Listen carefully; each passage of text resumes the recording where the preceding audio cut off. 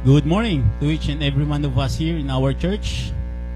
Good morning to our Facebook Live viewers, YouTube viewers. Today is March 8, 2026. Our topic for this morning, living strong in the Lord, standing steadfast in faith. Once again, our Sunday service, delay lang.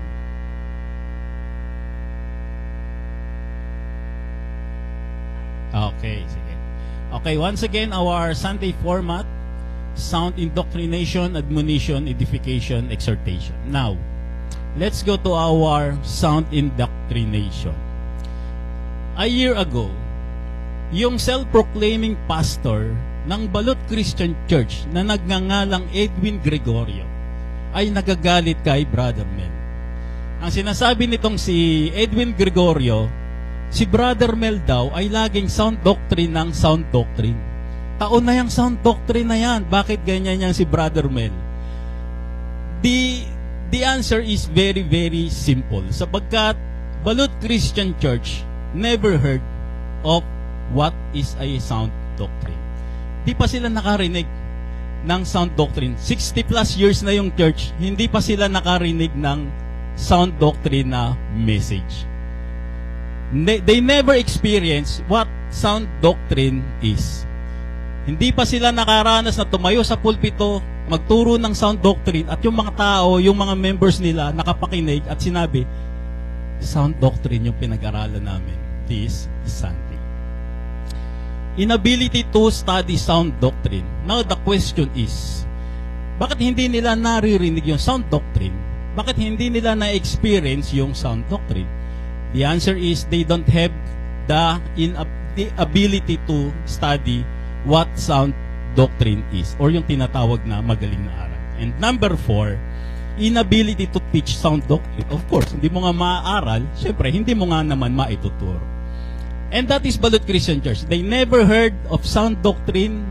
They are incapable of studying sound doctrine.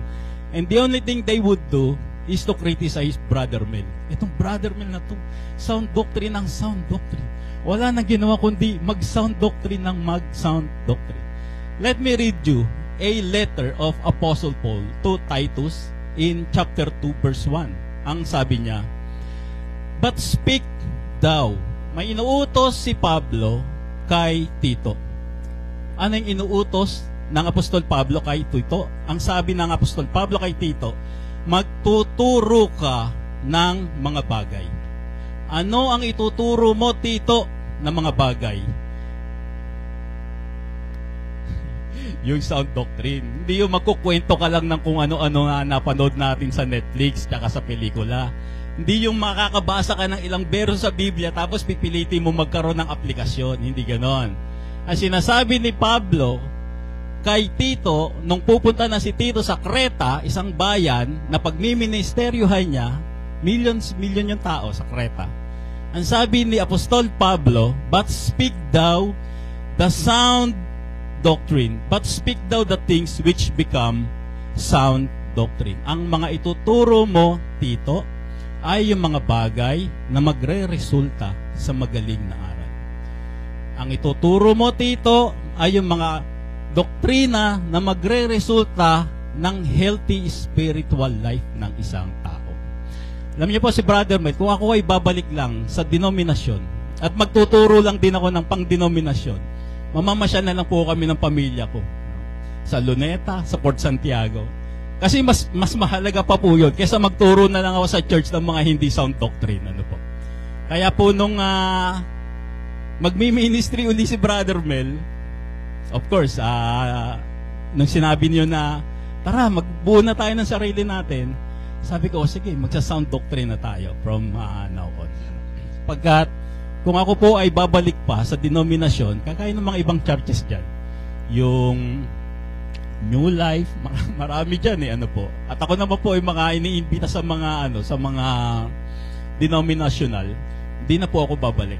Sapagkat, ako po ay uubusin ko na lang po itong buhay ko sa pagtuturo ng sound doctrine.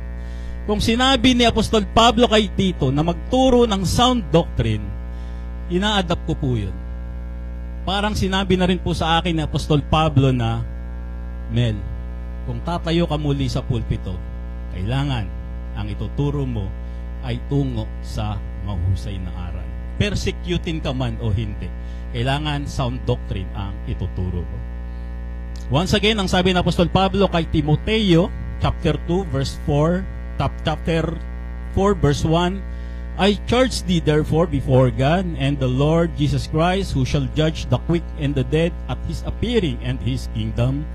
Preach the word, be instant in season, out of season, reprove, rebuke, exhort with all long suffering and doctrine. For the time will come when they will not endure sound doctrine. Sabi ng Apostol Pablo, dadating ang panahon na ang mga tagapakinig ay hindi na nila kayang pakinggan yung tinatawag na sound doctrine. But after their own lusts shall they heap to themselves teachers having itching ears. In other words, napakadali lang na sinasabi ng Apostol Pablo rito, ang sound doctrine po has a limited period of time. Meron lang po siyang panahon na darating siya, pag-aaralan, at pagkatapos ay mawawala na siya. Kaya ang sabi ni Apostol Pablo kay Tito at Timoteo, ituro nyo na yung sound doctrine sa lahat ng pagkakataon, sa lahat ng panahon. Huwag nyo nang sayangin ang inyong mga ipangangaral, kundi sound doctrine sapagkat limitado lang siya.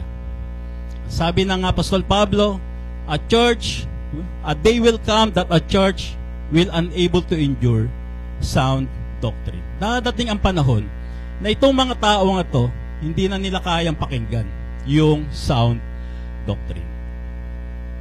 Merong Balot Christian Church dito, merong New Life dito, merong Chosen Generation sa Tutuban at marami pang iba. Pero si Faithful Word Ministry lang po ang nagtuturo ng sound doctrine dito sa Maynila. Hundreds of churches are there. Kalahati dyan, naatinan ko na. From JIL, to Chosen, to Victory. In fact, nagsisimula pa lang sila nun. I was sa high school nung nagsisimula pa lang tong si JIL. No? Kasama kami nagsimula niyan sa may Arroyo High School pa. Inuupahan lang yung, yung open ground. Pero dumating ang panahon, we are now in sound doctrine. Sila ay nasa denomination pa rin. At ang sabi ng Apostol Pablo, darating ang panahon, ayaw na nila sa sound doctrine. What else? Pastors preaching after their own lust. Yung mga pastor, dadating ang panahon, politika na lang ang itinuturo niyan. Entertainment na lang ang tinuturo niyan. Kung ano yung mga trending, yun na lang ang itinuturo niyan. Yung kwento ng buhay nila, yun na lang ang ituturo nila. Minsan na lang gagamit ng berso, mali pa interpretasyon, mali pa aplikasyon. At pupunuin na lang nila ng mga humors, ng mga jokes. Minsan kakanta-kanta pa si pastor. Hindi naman maganda boses. Ganyan na nangyayari sa mga denominasyon at alam natin yon at naka-attend tayo at umattend tayo. Members will listen to what they want to hear. Yung mga members naman, as long as na-entertain sila, as long as natutuwa sila sa mga pakulo ni pastor, sa mga jokes, lalo na yung mga nakakaiyak na kwento. Yan ang mga pastor, may mga nakakaiyak na kwento yan. Patuloy silang a-attend at a-attend sapagkat doon sila nahihilig at hindi na sa sound doctrine. Sound doctrine has a limited period of time.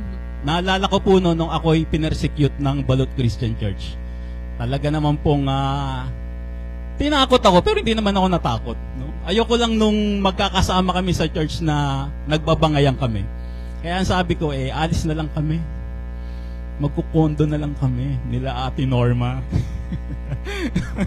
Kukuha na lang kami ng unit sa dito, no? At least magkahiwalay tayo, no? So, galit na galit sila sa akin kasi sound doctrine na yung tinuturo natin sa church by that time. 2 years na. So, they blew their gasket. Talagang galit na galit sila. At ang sabi nila, brother, man, punong-puno na kami dyan sa kaka-Pablo mo, sa kaka-sound doctrine mo. So, inaaway na nila kami. So, umalis na kami. And after that, pinalitan na nila yung kanilang mga doktrina. Yung mga mixed gospel na, mga kung ano-ano na yung mga tinuturo nila ron. Samantalang tayo dito, nagpatuloy tayo sa sound doctrine. Tapos yung promotor na nagpaalis kay Brother Mel, pag nagme-message, kumakanta, kapag tumibok ang puso, gano'n na lang mga mini-message, sa live stream at kung ano-ano pa. At ito yung sinasabi ng Apostol Pablo na dadating ang panahon, Mel, yung sound doctrine mo, ayaw na ng mga tao dyan. Iilan-ilan na lang ang bagay, marami tayo ngayon. Iilan-ilan na lang magkakagusto dyan. At yung mga mega churches, patuloy na lalago yan. Kasi may mga pakulo siya, may mga entertainment siya. In fact, hindi nila alam yung sound doctrine. Our apostle is Apostle Paul. Our gospel is Paul's gospel. I am justified by grace of God. I have grace through my faith. And I have an eternal security. Lahat po yan ay nasa Biblia, gamit ang sound doctrine. Mababasa niyo po yan using King James Version. And then, ang mga denominasyon naman ay yung puro correct belief na lang yung tinuturo nila. Kasi hindi naman nila kaya mag-sound doctrine. Ang mga ituturo na lang nila, God loves you despite of your sins. Jesus sacrificed His life for us. Love your neighbors as yourself. Avoid sin because it has consequence. Practice righteous living. Yan ang po yung laging tinuturo ng mga denominasyon. Well, of course, tama naman. Correct belief naman. Pero, hindi siya sound doctrine. Kasi dito, maraming confusion, maraming mga questions na mag-a-arise sa mga ganyan. All sound doctrine leads to correct beliefs, but not all correct beliefs lead to sound doctrine. Madali lang yung correct beliefs. Kahit every Sunday, i-tackle natin yung walang problema.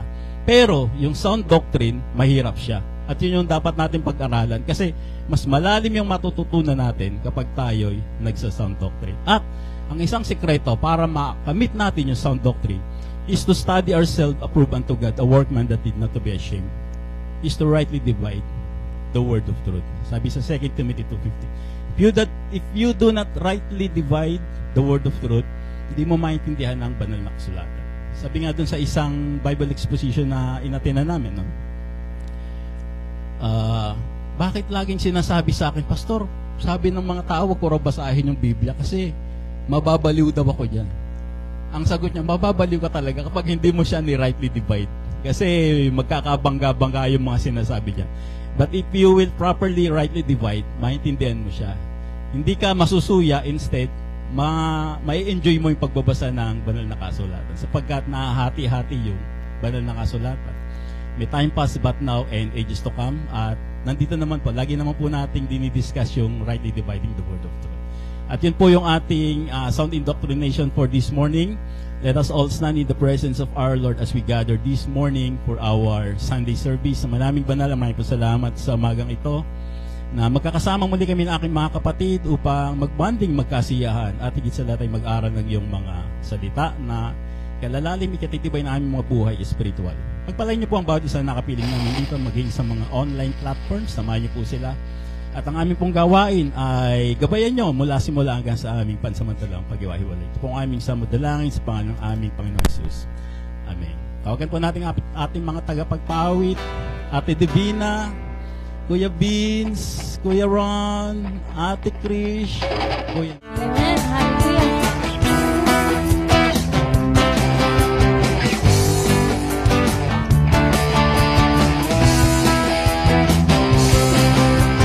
Ako ay narito ngayon, naghihintay.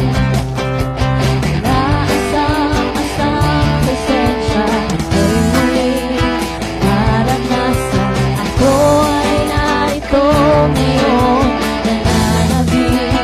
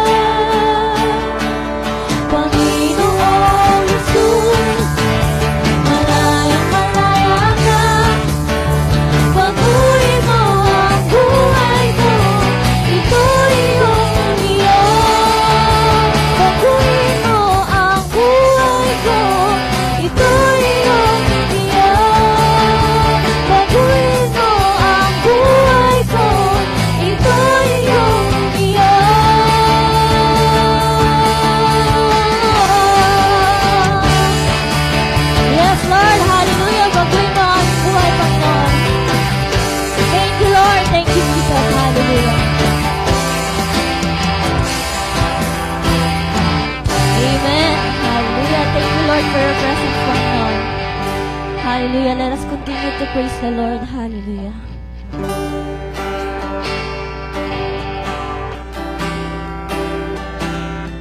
Yes, Lord.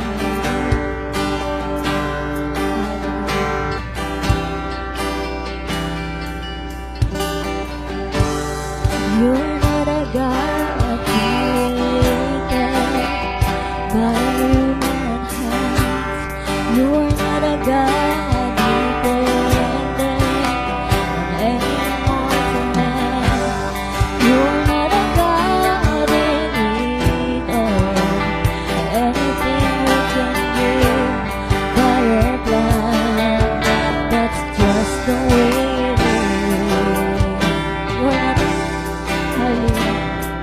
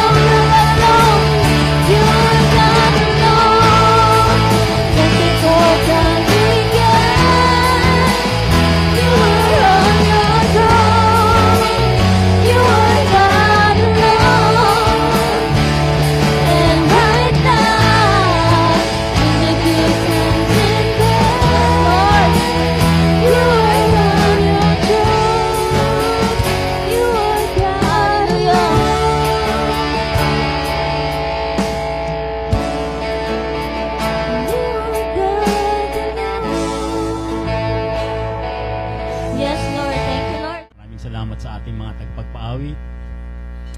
Ate Divina, Kuya Vince, Kuya Ron, Ate Krish, Kuya Nix. Baka kailangan na natin ng jackhammer, gibayin na natin tong pader para magkasya man lang tayo, ano? Standing ovation. Standing ovation na yung nasa likod natin. Okay, let's go to our admonition, and I would like to emphasize yung false warning, specifically dun sa anti-Paul indoctrination, sa deceptive appearances ng mga personalidad na nakikilala natin sa ngayon, specifically kapag nasa churches tayo, ano? Sabi ng Panginoong Jesucristo sa Matthew chapter 7 verse 15, "Beware of false prophets, which come to you in sheep's clothing, but inwardly they are ravening wolves." So malinaw dito ang sinasabi ng Panginoong Jesucristo, mayroon po tayong makakasalamuha sa iglesia, sa church, na may split personality.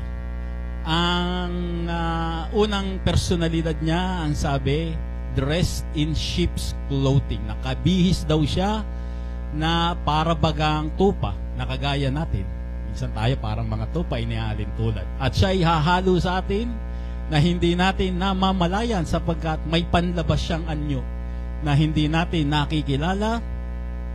Makikita natin yung innocence, yung gentleness, at yung righteousness or yung righteous living na ipinapakita ng mga taong ito.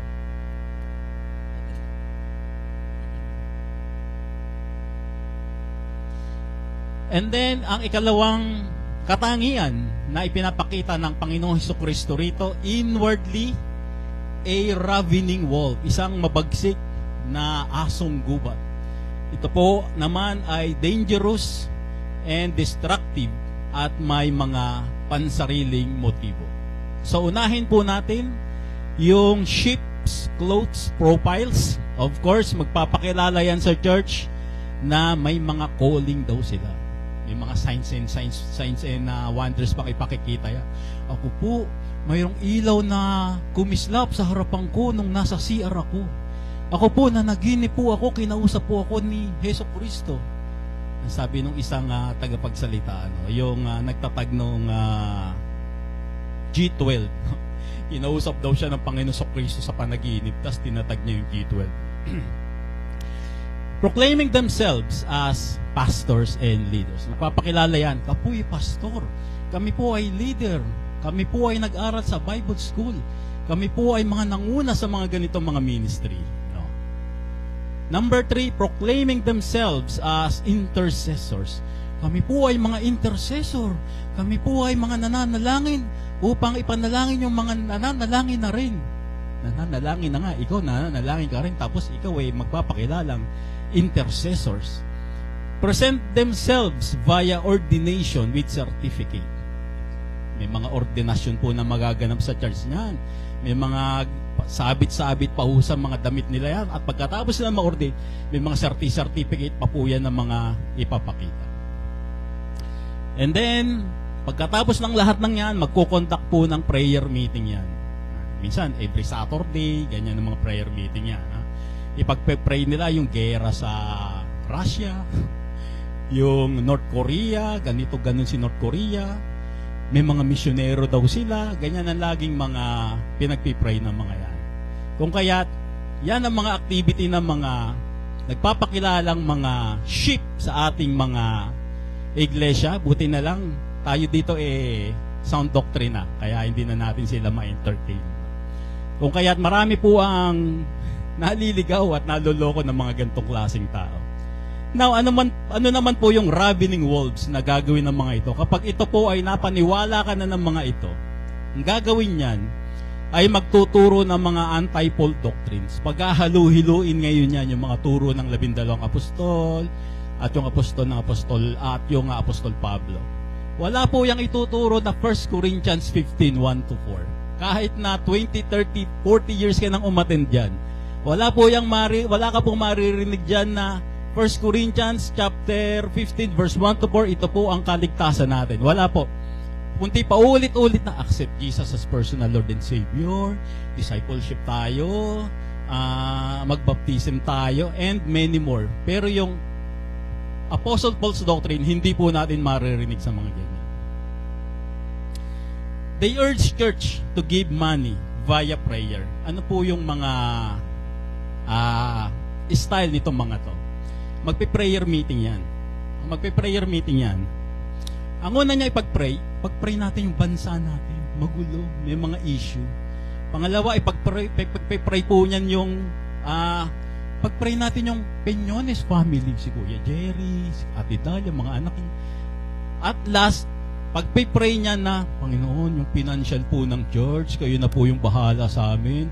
Dalangin po namin yung mga may mabubuting puso na magkakaloob yan. Pero hindi mo halata. Hindi mo halata kasi una, nag-pray ng bansa, nag-pray ng mga conflict, pinag-pray yung pamilya, yung may sakit.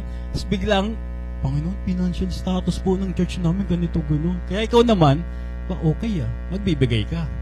At sila naman paghati-hatian na nila yun. Yan ang mga style niyan. Ako po ay 40 years na sa denominasyon. Ako, wala na po. Talagang basang-basa na po. Diba? In fact, kasama pa nga nila ako sa mga ganyang activities. No? So, siguro mga 20 years akong kasama nila sa mga ganyang activities.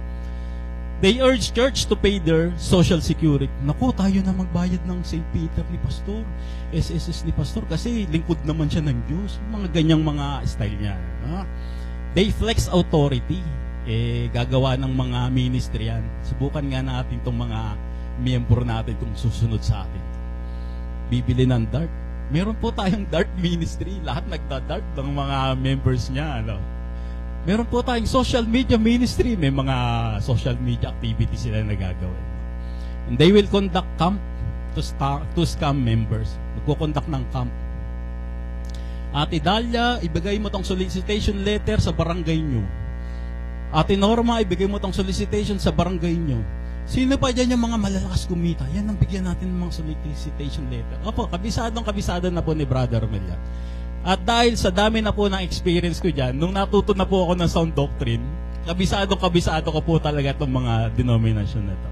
So, Faithful Word Ministry warns its viewers to deeply scrutinize denominational church leadership who are exploiting ministry as a front for fraudulent activities. Kung talagang wala silang mga pang-i-scam na gagawin, hindi sila manghihingi sa miyembro nila. Hindi sila kukuha ng kahit anong financial assistance. Bakit? Kasi in the first place, sila, hindi naman mayayaman yung mga miyembro nila. When I was in ministry, nakikita ko, okay lang yung mga mayayaman, yung mga negosyante na nagbibigay. Pero yung mga nanay na ipapambaon na lang ng anak, ibibigay pa dun sa ministry dahil napaniwala ka ng mga pastor, din ako nalulungkot At isa yun sa mga bagay na talagang kinwestiyon ko talaga yung mga churches, yung mga leadership. And that sparks a controversy. In fact, hindi lang yung pinanggalingan kong church yung nagkaroon ng controversy. Pati yung mga iba kong na-attenan. Kasi iisa lang talaga yung style nitong mga to. Totoo yung sinasabi ng Panginoon sa Kristo. Papakilala lang yan ng mga maamong tupa. Pero may mga personal na interest yan. Mga ravening wolf yan. No? And that would be our admonition for this morning before we go to edification. Let's call on our scripture reader, Ate Neslie Bruce. Let us all please stand in the presence of our Lord as we read His Word. Our scripture reading will be found in the book of Ephesians, chapter 6, verses 10 to 13. Verse 10, Finally, my brethren, be strong in the Lord and in the power of His might. Put on the whole armor of God, that ye may be able to stand against the wiles of the devil. For we wrestle not against flesh and blood, but against principalities, against powers, against the rulers of the darkness of this world, against spiritual wickedness in high places.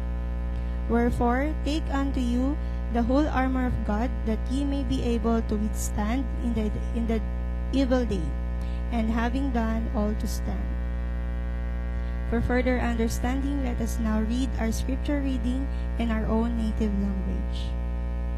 Verse 10, Bilang pagwawakas, aking mga kapatid, magpakatibay kayo sa kalakasang galing sa Panginoon at sa kanyang dakilang kapangyarihan. Isuot ninyo ang buong kasuotang pandigma ng kaloob ng Diyos, upang mapaglabanan ninyo ang mga pakana ng dyablo. Sapagkat hindi tayo nakikipaglaban sa dugo't laman, kundi sa mga pinuno, sa mga may kapangyarihan, sa mga tagapamahala ng kadilimang umiiral sa sanlibutan ito, sa mga hukbong espiritual na kasamaan sa himpapawid. Kaya't gamitin ninyo ang kasuotang pandigma na mula sa Diyos. Sa gayon, makakatagal kayo sa pakikipaglaban pagdating ng araw na sumalakay ang masama, upang pagkatapos ng labanan ay matatag pa rin kayong nakatayo.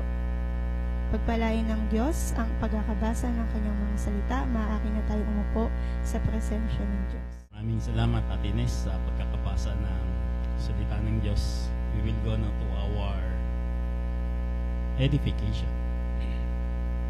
Our topic for this morning: living strong in the Lord, standing steadfast in faith. And before studying our topic this morning, let's look back with our previous edification. Inumpisahan po natin itong Ephesians noong October. At sa chapter 1 po ay na-discuss natin, me and my spiritual blessings. Chapter 2, me and my transformation. Sa chapter 3, me and my brethren. Sa chapter 4, me and my spiritual maturity. Sa chapter 5, me and my wife, or me and my husband sa mga kababaihan. And sa chapter 6 po ay me and my children and workplace. Yung pakikipag-relasyon ko sa aking mga anak at sa aking mga katrabaho, sa aking asawa, sa aking mga kapatid sa pananampalataya, sa aking paglagong Kristiyano, sa aking unti-unting pagtatransformasyon at sa mga spiritual na pagpapala ng kami. At sabi ng Apostol Pablo, kung nais mong mapanatili ang mga bagay na ito at maisapamuhay ang mga bagay na ito, you have to execute using the armor of God. May sinasabi ang Apostol Pablo rito na kung nais mo siya na maisapamuhay, hindi mo siya maisasapamuhay ng very vague lang yung buhay mo. You have to use mechanism. You have to use tools na gagamitin mo. Pero hindi physical tools. Spiritual tools.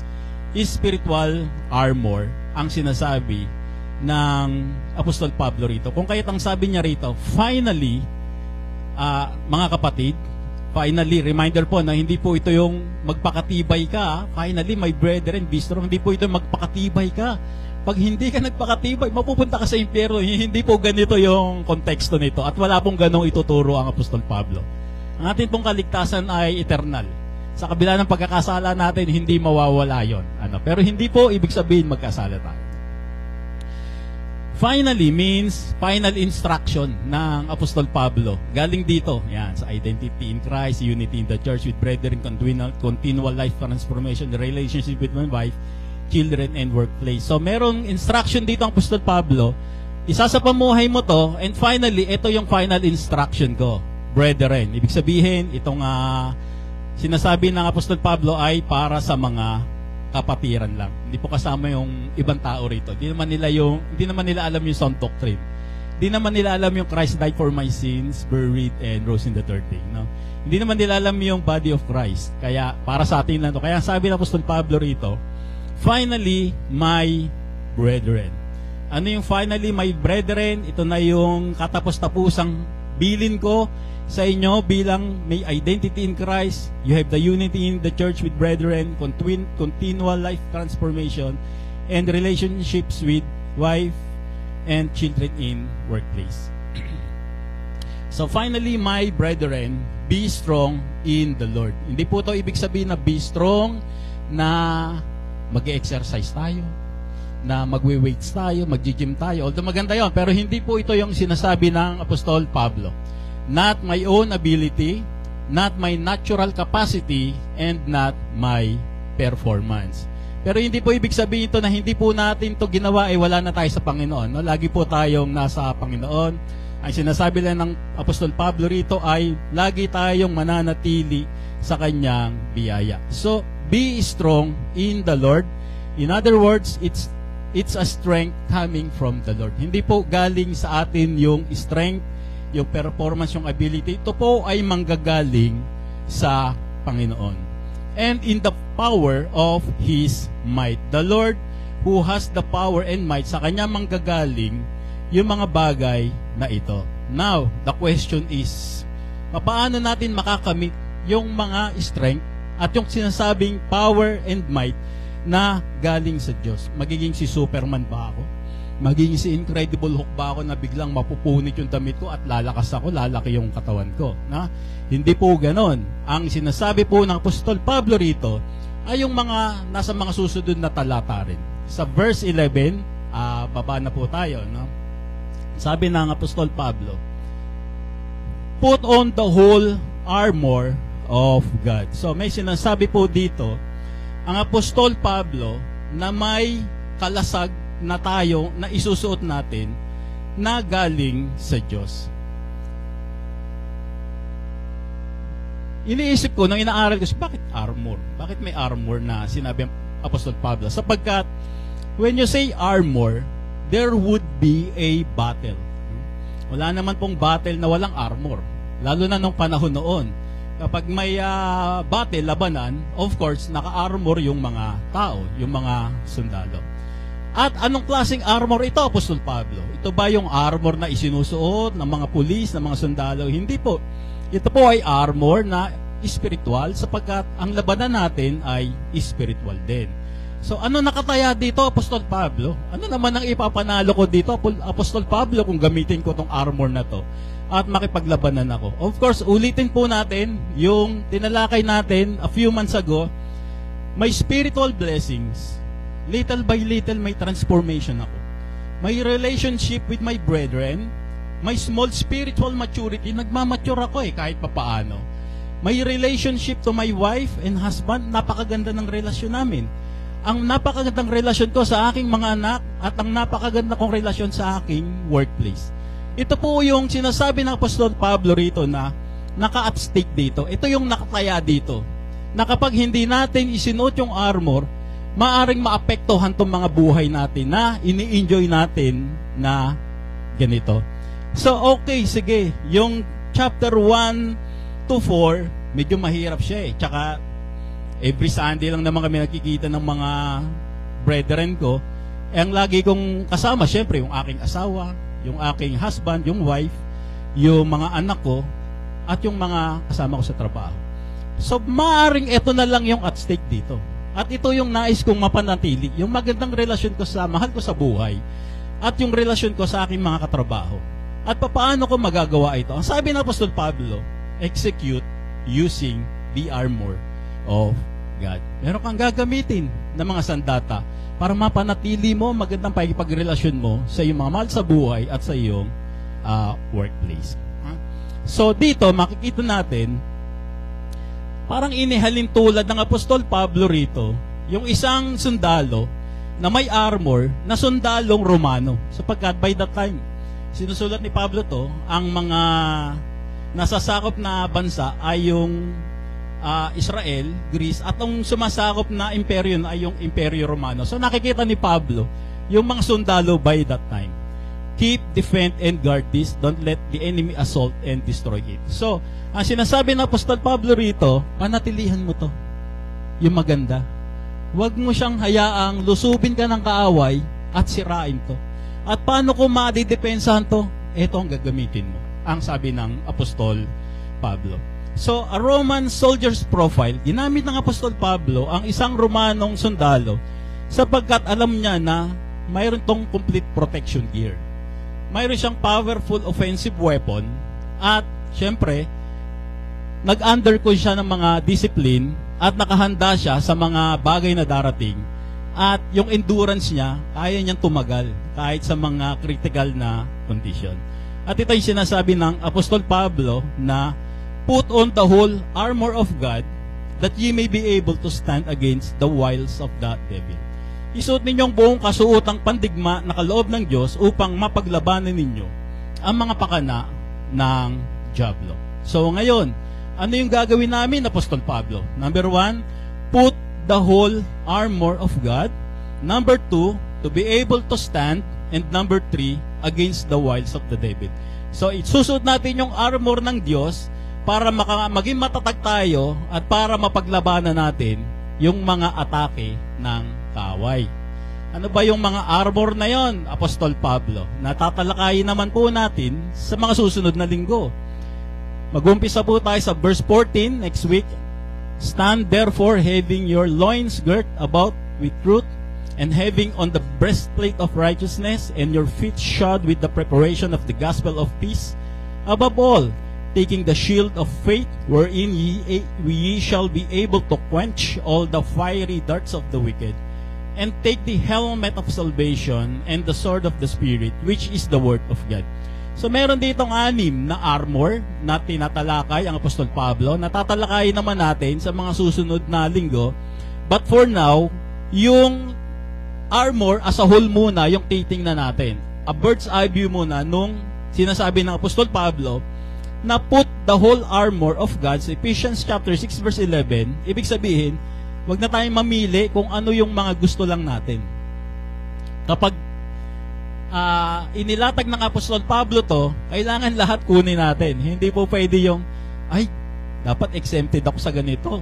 Dapat pwede akong ganito. Dapat pwede ako sa ganito. Hindi po, no? Pag-aaralan natin to ng malinaw sa mga susunod na Sunday para mas maunawaan po natin to. Don't fight with partial protection. Don't fight with half discipline. Yeah?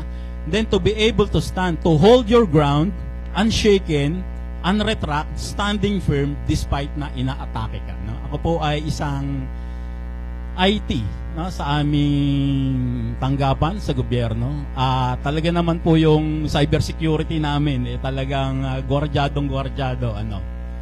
We are spending 60 million pesos per year para lang sa cybersecurity, para lang ma-guard namin yung mga namin, no, yung mga assets namin, yung mga ICT assets, tsaka yung mga data namin.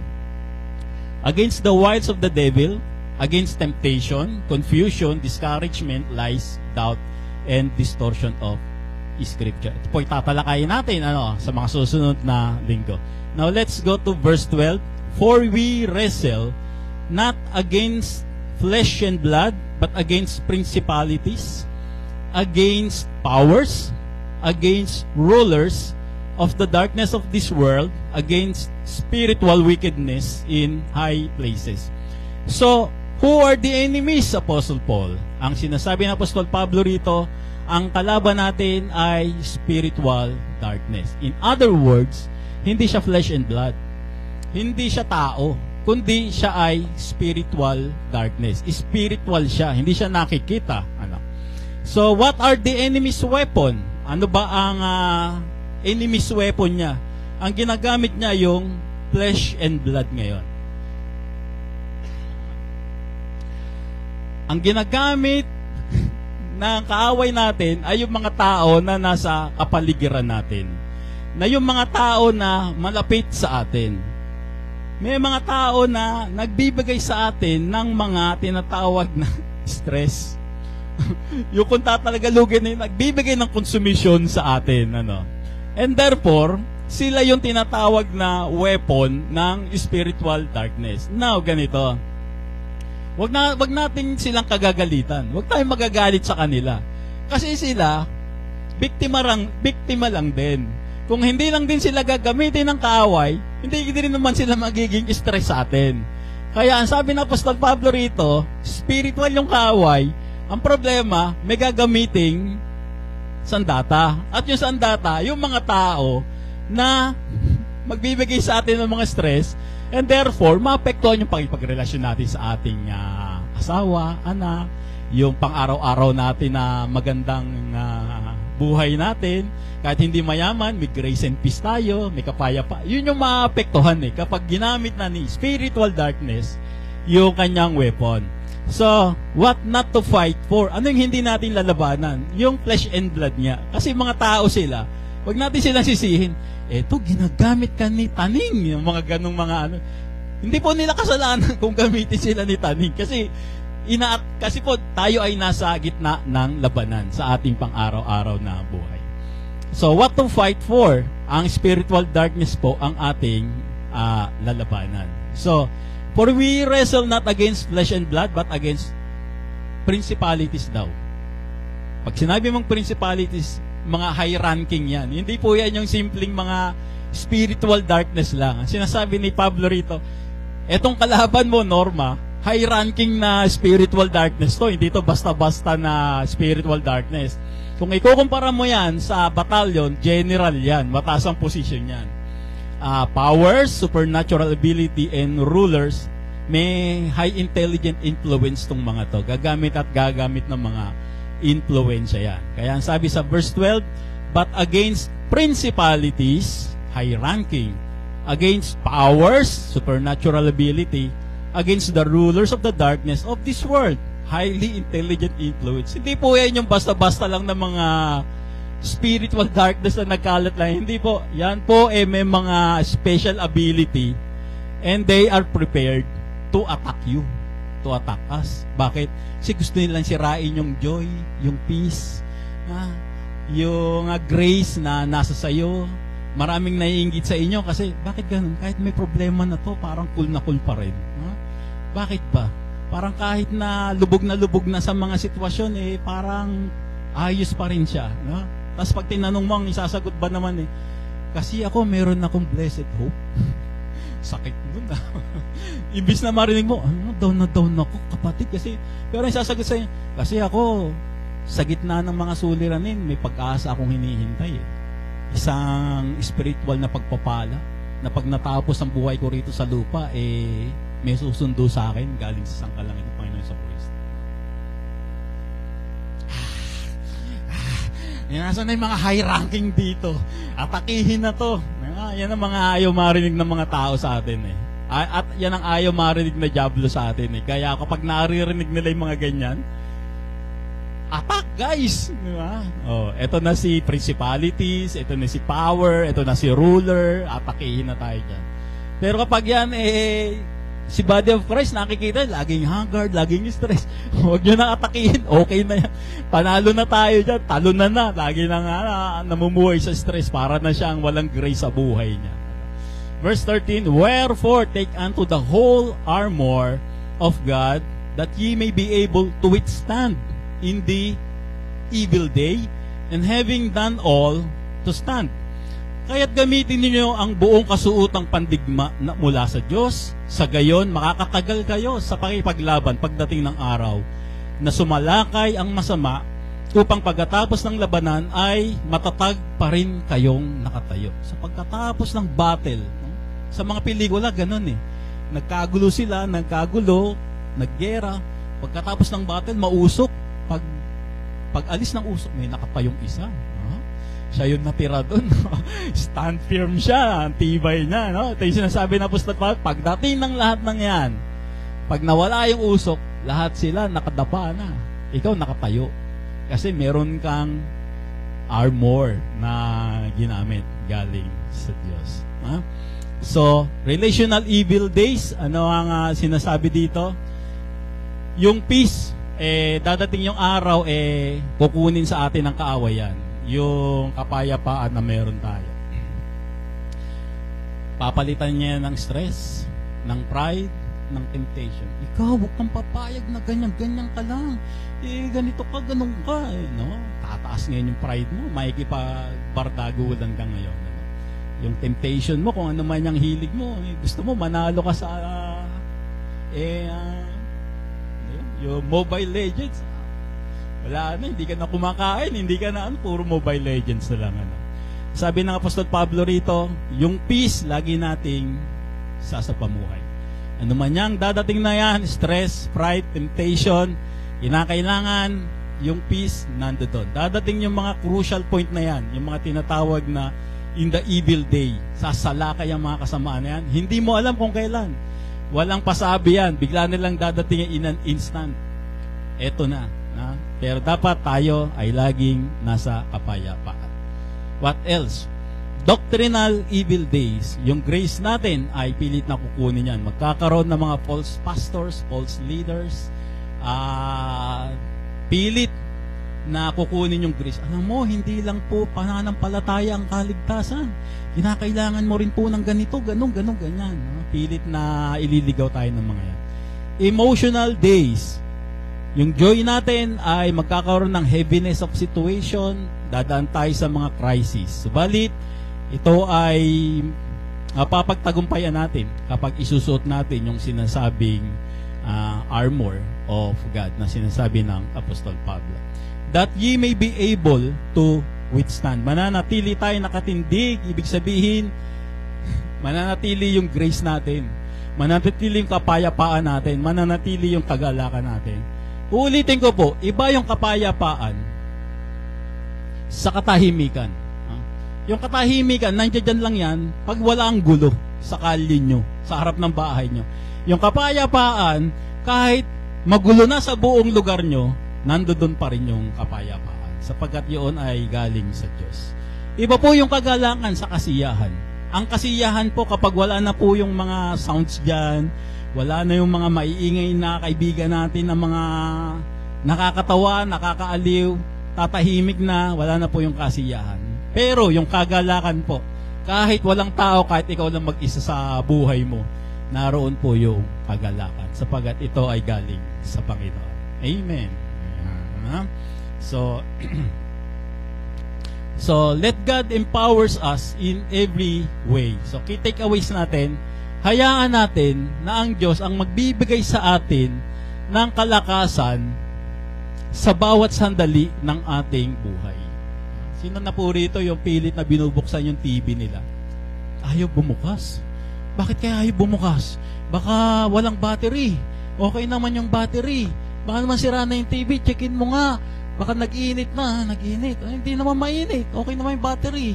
Buksan mo nga sa button, power button. Baka sira na yung remote. Binubuksan mo sa power button. Ayaw bumukas. No? Tapos tinanong ni Kuya Rodel, nakasaksak ba? Ay, hindi pala nakasaksak. Kaya pala ayaw bumukas. Ano? Ganun po, no? Dapat tayo po ay laging nakasaksak sa Panginoon. Naka-plug po tayo. Yung bang hindi tayo gagana kapag hindi tayo naka-plug sa Diyos, no? Di ba? Gagana ka lang kapag nakasaksa ka na sa Diyos, kapag nakakonekta ka na. Tapos handa mo nang harapin yung mga problema, yung mga stress. In other words, kapag dadating yung mga stress, yung mga challenges, yung mga tinatawag natin alon, nasasalpok sa atin, sa Panginoon kaagad tayo pupunta. Ha? Wag sa Facebook, wag sa YouTube. No, wag kay kumare dahil mali yung iaano niyan, yung mga i-advise sa atin yan. Ganun ang ginawa sa iyo. Gantihan mo. Ganun ang sasabihin niyan. Sa Panginoon kaagad tayo ihingi. Lord, nasa crisis po ako eh. Tulungan niyo naman po ako. Tulungan niyo muna po ako mag-isip. Ayoko rin po yung basta-basta na lang ang kikilos, magre-react. Tulungan niyo muna po ako mag-isip. No, mananalangin muna tayo. Ha? At muli, every step of our lives, dapat ang tinitingnan natin, ay naiisip muna natin, ay yung Panginoon, hindi muna yung mga ibang tao. Kaya sabi ng Apostol Pablo, sa Colossians chapter 3 verse 1, yamang binuhay kayong muli nakasama ni Kristo. Ituon ninyo ang inyong pag-iisip sa mga bagay na nasa langit na kinaroroonan ni Kristo, na nakaupo sa kanan ng Diyos. Ang mga bagay na panlangit ang isaisip ninyo, hindi ang mga bagay na panlupa. Sapagkat namatay na kayo at ang inyong buhay ay nakatago sa Diyos kasama si Kristo. Si Kristo ang inyong buhay, kapag siya'y nahayag na, mahahayag din kayong kasama niya at makakahati sa kanyang kalwalhatian. Kaya kung darating ang mga suliranin sa ating mga buhay, wala namang masama na bigyan natin siya ng solusyon, lalo na kung kasulusolusyon naman. Pero may mga bagay na dadating sa atin na hindi naman na natin hawak eh. Hindi na natin control. And all we have to do is to accept the reality. Pero dapat, hindi doon natatapos doon. Dapat, ang sasabihin natin, ang mangyari man na mangyari sa buhay ko, ano man ito, mayroon akong hinihintay na pagpapala. Mayroon akong makakamit na pagpapala at isang araw, again, may sundo ako. Para akong yung nasa school na kakauwi ko lang na nakaupo ako sa bench. May susundo at may susundo sa akin. Dadating at dadating yung sundo ko. Ang pangalan ng Jesucristo. At sasabihin sa akin nun, tara. win na tayo. No? Dadating din lahat yan. Matatapos din lahat yan. Kaya dapat, yung mga stress yan, yung mga kaguluhan, yung mga kalungkutan, passive lang tayo dyan. Hindi natin dapat inaalagaan yan. Sige, kung dumating yung kalungkutan, yes, malulungkot ako. Pero for sure, may kagalakan na naghihintay sa akin. Alam niyo po, iba yung nalulungkot ka, na may kagalakan ka pa rin sa puso eh. Na may iniisip ka pa rin na nandun pa rin yung joy mo eh. Kasi lumalabas doon, yung kalungkutan mo, pang-ibabaw lang yun. No, iba yung inner, iba yung outer. Iba yung inner feeling mo, nalungkot ka, na-frustrate ka, pero iba yung outer feeling mo na nalungkot ka, na-frustrate ka, na later on mawawala siya, pero iba yung inner feeling mo na may joy ka, na kahit anong mangyari, mabuti, masama, masaya, malungkot, ando dun siya. Ando dun siya. No? So therefore, ang sabi ng Apostol Pablo, lagi nating isa sa isip na isang araw may susundo sa atin. Siguro sapat na yon para mawala ang mga problema natin. At kung may darating man na problema, lagi nating iisipin, may susundo sa akin. Pansamantala lang to kung ano tong nararanasan ko ngayon. Let God empowers us in every way. It's not about physical enemies. It's all about spiritual hierarchies. Human beings are not the ultimate source of conflict. Huwag nating ibunton yung conflict natin sa kapaligiran, sa mga tao nagbibigay sa atin ng stress, sapagkat ang totoong kalaban natin dito ay yung kadiliman o yung spiritual hierarchies. Produkto lang sila at wala silang kinalaman dito. Kahit itong mga tao na nakagawa ng masama sa atin, hindi nila sadyang ginagawa yon para sa atin. May mga bagay lang na nagagawa nila sapagkat may nagpapatakbo sa isip nila. Kaya nila nagagawa yung mga bagay na. In other words, let's all be positive sa mga taong nakapaligid sa atin. It's not about how tough you are. It's about how God strengthens you. Huwag nating isasakamay natin yung mga bagay na sitwasyon na mabigat. Well, of course, meron tayong masusolve sa mga on our own little way. No? Pero hindi po lahat. May mga bagay po na alam natin na dapat katulong ko ang Diyos. Dapat may backup ako. Dapat ang Diyos nasa sa akin. Lalo na kapag may mga bagay talaga na yung parang apektado talaga yung utak mo eh. No? Parang maapektuhan yung katinuan ng pag-iisip mo eh. May mga ganong bagay na dadating sa atin eh. Pero lagi nating iisipin, hindi ako tough, hindi ako matibay para sa lahat ng mga hamon na dadating sa buhay ko. Kailangan ko ang kalakasan mula sa Diyos. At tatalakayin natin yun next Sunday. And number 3, it's not about being spiritual aggressor.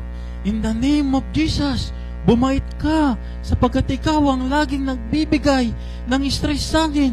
At ikaw din naman, lagi kang nagbibigay ng problema. In the name of Jesus. Wala po mangyayari sa mga ganon. No? Baka mas lalo pang magbigay ng stress sa atin niya kapag ginaganyan natin yan. No? Dapat po tayo ay soldier na immovable. Na kahit ini-stress ka, kahit na kinukonsume ka, makikita nila sa buhay mo, pirmis ka lang. Ha? Of course, nagre-react ka kahit papaano, pero hindi yung overreact. Ha? Makikita pa rin nila yung grace, peace na nasa mga buhay natin. No, na kahit anong mangyari, meron tayong mga hinihintay na pagpapala. Lalong-lalo na makikita nila sa buhay natin. Temporary lang to. Lahat ng ito. Lahat to ay matatapos. At pupunta ako sa isang buhay na eternal, na everlasting. Walang iba kundi yung makapiling ko, ang aking mga mahal sa buhay, kasama ang Panginoon sa Kristo, sa sangkalangitan. Ha? So, again, grace, peace, and joy, huwag mawawala sa buhay natin despite na mga malalakas na hampas ng alon ang hahampas sa atin. Amen. Pagpalain kayo ng Panginoon at magandang umaga sa inyong lahat.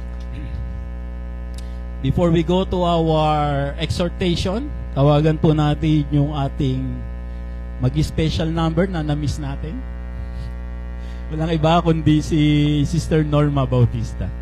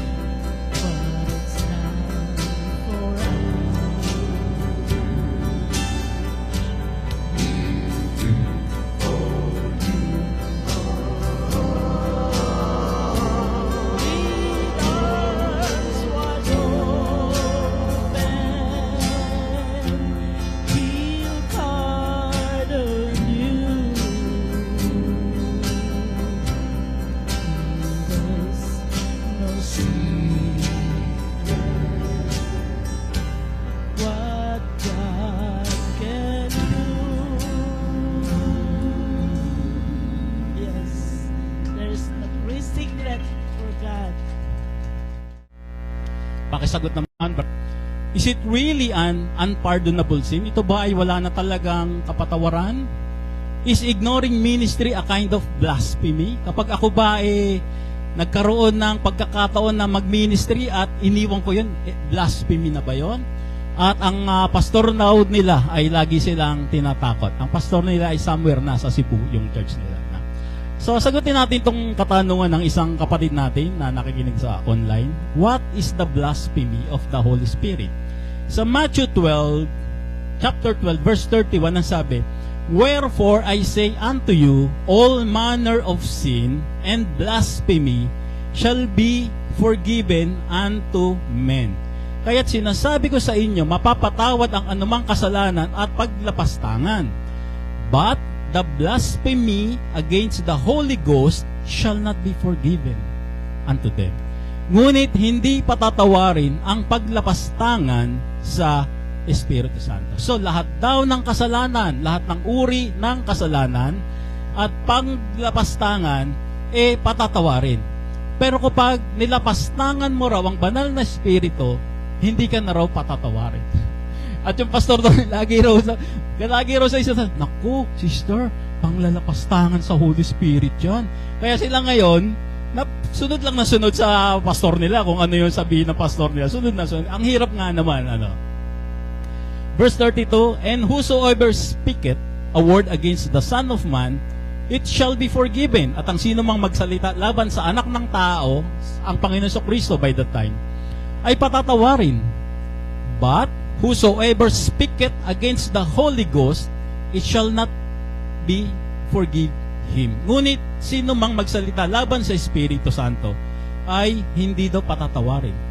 Neither in this world, neither in the world to come. Maging sa panahong ito o sa panahong darating. So, again, yung pastor nila ay nagkaroon ng definition ng blasphemy of the Holy Spirit. Number 1, asking you to be ministry but you reject. Binibigyan daw, pilit sila ng mga ministry, ng mga activities, at kapag hindi sila pwede, kasi may mga trabaho nga naman yung mga tao, sinasabihan daw sila, naku, paglalapastangan sa Espiritu Santo, yan kapatid, walang kapatawaran yan. Lagi daw ganun yung sinasabi sa kanya.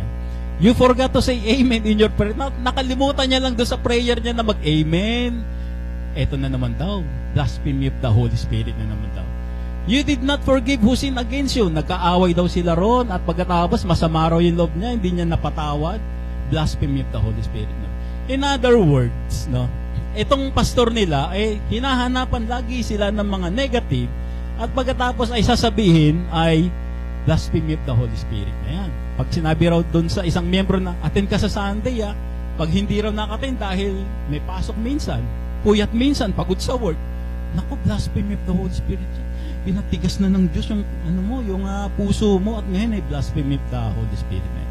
So what exactly is the blasphemy of the Holy Spirit? Let's go back to the scripture.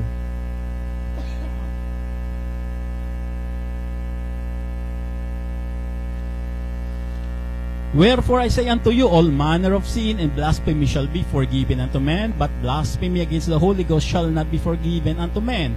And whosoever speaketh a word against the Son of Man, it shall be forgiven him. But whosoever speaketh against the Holy Ghost, it shall not be forgiven him. Neither in this world, neither in the world to come. So, ang sabi rito, whosoever speak a word against the Son of Man, patatawarin siya. But whosoever speak it against the Holy Ghost, it shall not be forgiven. So, ang sinasabi dito, whosoever speak against the Holy Ghost. So, blasphemy of the Holy Spirit is an attitude kung saan yung isang tao ay nagsasalita laban sa kung ano yung sinasabi ng Holy Spirit. Okay. May sinasabi si Holy Spirit sa'yo na ganito, pero hindi mo pinaniniwalaan, pinapasinungalingan mo pa. Yan yung mga blasphemy, na? Nakakatakot yan, Brother Bell, baka isa na ako dyan. No? So, time pass but now, ages to come. Ang sabi dito ay, nandito tayo. Nandito tayo. Ito panahon ng Israel, law, ito panahon ng grace. Ito hindi pa dumadating. So, nandito tayo. Dito nangyari yung sinasabi nilang blasphemy of the Holy Spirit. Ano meron dito sa blasphemy of the Holy Spirit? Accept Jesus as Son of God and Messiah. Ang sinasabi dito ng Holy Spirit sa Israel, tanggapin nyo ang Panginoon sa Kristo bilang anak ng Diyos at bilang tagapagligtas ninyo. Messiah. So, ano ang ginawa nitong mga Israelita? Specifically, yung mga Pariseo. Pinasinungalingan nila yon. Hindi kami naniniwala sa mga ganyan. Ang sabi, okay lang na i-reject mo si Jesus Christ Pero yung sinasabi ng Holy Spirit, yung i-reject mo, yun ay blasphemy na. Ngayon, sa panahon natin, believe how Christ died for your sin, how He was buried and rose in the third day. Ito naman po ay nasa grace na tayo. Kapag ito po ay hindi pinaniwalaan ng tao, hindi po siya blasphemy. Hindi po siya blasphemy. Kasi po ito, wala naman pong Holy Spirit na nag-uudyok dito. Ang nandito po ay yung turo ng Apostol Pablo na dapat nating paniwalaan. Ngayon, kung hindi nila paniniwalaan, lalong-lalo na yung mga mahal natin sa buhay, na hindi naman talaga alam yung mga bagay na yon, blasphemy of the Holy Spirit ba yon? Tingnan natin yung sinasabi ng Apostol Pablo, 1 Timothy chapter 1, 13 to 14. And I thank Christ Jesus our Lord, who hath enabled me, for that He counted me faithful, putting me into the ministry, who was before a blasphemer. Ang sabi ng Apostol Pablo rito, ako, blasphemer ako. Blasphemy of the Holy Spirit ako, sabi ng Apostol Pablo rito. Naging blasphemer ako, sabi ng Apostol Pablo rito. And a persecutor, and injurious, pero anong sabi dito? But I obtained mercy, pero napatawad ako. Napatawad ako. Blasphemer ako. Sabi ng Panginoon sa Kristo dati, pag ikaw blasphemer ka, di ka na mapapatawad. Walang kapatawaran ng kasalanan mo. Pero dito sinasabi ng Apostol Pablo rito, nag-blaspheme ako, pero ako pinatawad. Iba yung sentence ng Apostol Pablo. Bakit? Because I did it ignorantly in unbelief. Bakit ka napatawad, Pablo? Sapagkat nung ginagawa ko yung pagbablaspheme na yon, ignorant ako. Hindi ko talaga alam yung kung ano yung nangyayari.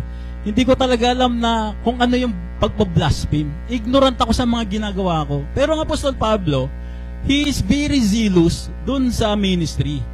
Pero yung pagiging zealous niya sa ministry, hindi niya alam, binablaspheme niya na pala yung Holy Spirit.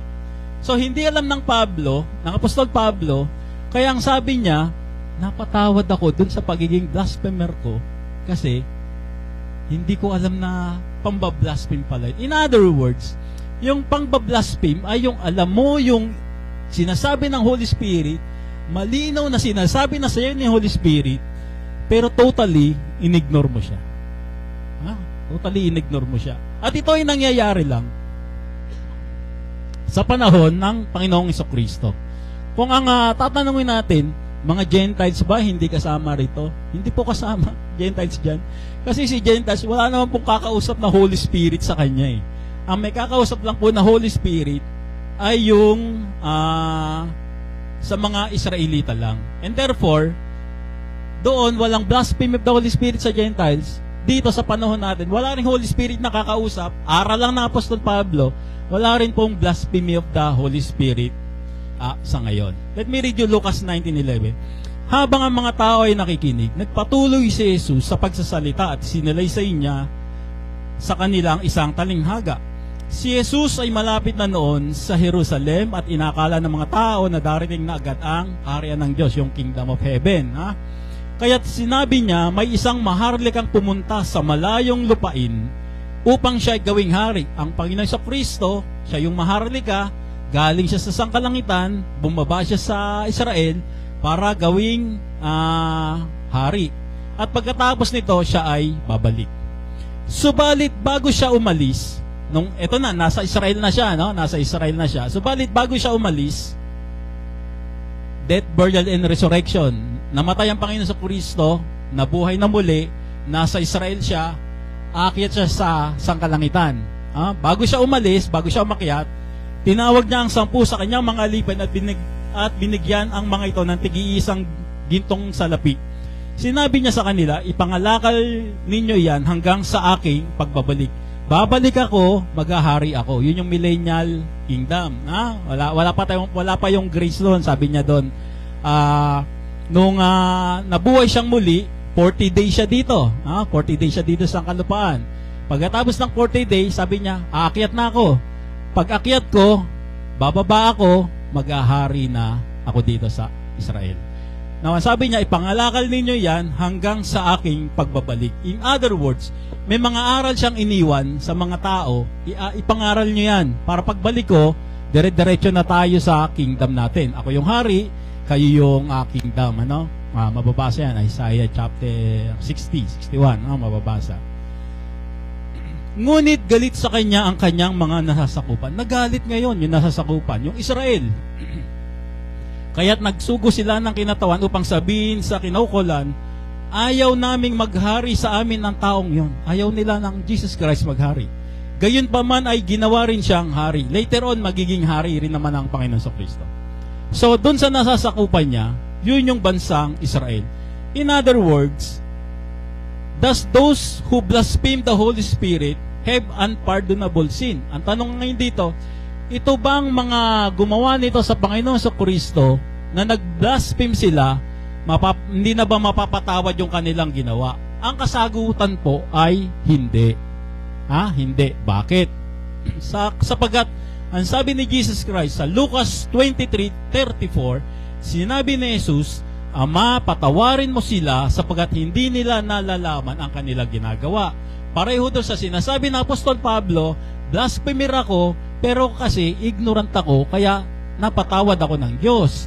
Ngayon, itong mga nagpako sa Panginoon sa Kristo, itong nagpapatay sa Panginoon sa Kristo, blasphemer sila, pero ang sabi ng Panginoon sa Kristo, patawarin mo rin sila kasi hindi nila alam ang kanilang ginagawa. So, sino tong tinutukoy ng Panginoong sa Kristo na yung kasalanan nila ay hindi mapapatawad dahil nag-blaspheme sila ng Holy Spirit? Sasagutin po natin yan next Sunday. Announcement. Birthday celebrators, number 1, si Yaen Balbarona on March 8. Okay. Yes. Number 2, si Kuya Sean Dave Piñones, March 9, tomorrow. Happy birthday, Dave. And third, si Ate Wendy Balbarona, March 12. Happy birthday.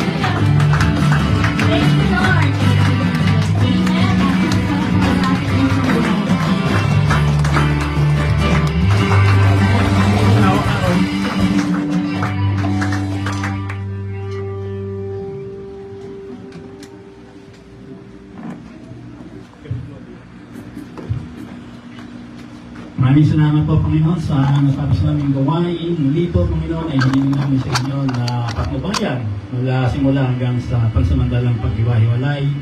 At ngayon ay nasa katapusan na po kami ng aming gawain. Maraming salamat po sa mga salita mo na aming mga natutunan na maaari namin apply. Di lamang yun, kundi maaari namin bahagi sa aming mga mahal sa buhay at mga kaibigan. Pagpalain niyo po ang bawat isa na kapiling namin dito, maging sa Facebook Live at YouTube. At sa mga susunod na panahon ay magkita-kita po muli kami upang mag-aral ng iyong mga salita na ikalalakas at itatatag ilalalim na aming mabuhay spiritual. At ngayon sa kanya na magpapalakas sa inyo ayon sa aking Ebanghelyo at ng pagpapahayag ni sa Kristo ayon sa inihayag na hiwaga na naitago bago pa dalangin ang sanlibutan, siyang inihayag sa pamamagitan ng mga isinulat ng mga propeta ayon sa utos ng walang hanggang Diyos upang lahat ay sumunod dahil sa kanilang pananampalataya sa Kanya. Sa nag-iisang Diyos, naganap ang karunungan sa Kanya iukot ang karangalan mula noon hanggang ngayon at magpakailanman sa pamamagitan ni Jesucristo ang bawat isa ay magsabi ng Amen.